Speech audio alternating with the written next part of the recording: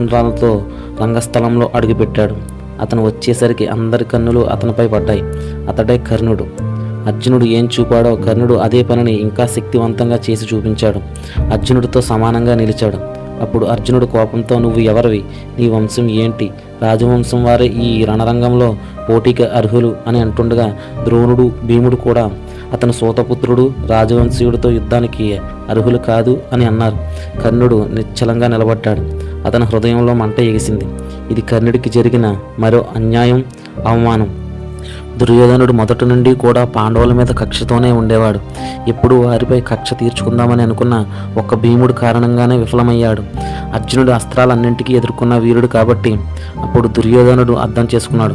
కర్ణుడు తనకు దేవుడు పంపిన యోధుడు అని.